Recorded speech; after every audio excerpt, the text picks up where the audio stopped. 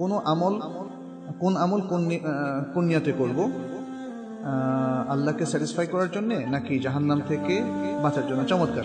অনেকেই হয়তো এই প্রশ্নটা ক্লিয়ার না যে আমি কি জাহান্নাম থেকে বাঁচার জন্য এই কাজটা করছি নাকি আল্লাহকে খুশি করার জন্য। আসলে প্রথম হচ্ছে আল্লাহকে খুশি করাটা হচ্ছে আমাদের মূল বেস, মূল পয়েন্ট।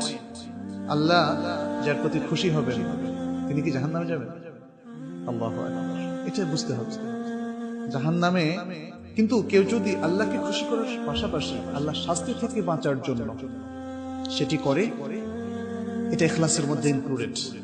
আপনি আল্লাহকে খুশি করার জন্য, জাহান্নাম থেকে বাঁচার জন্য, জান্নাত লাভ করার জন্য, এই তিনটা কোনোটাই কন্ট্রাডিক্টরি না, এই তিনটা পরিপূরক। তবে এই তিনটাকে শাসন করছে আল্লাহকে খুশি করা। এই তিনটার সর্দার হচ্ছে আল্লাহকে খুশি করার বিষয়, ইখলাসের মূল পয়েন্ট, সেটা রক্ষা করবে।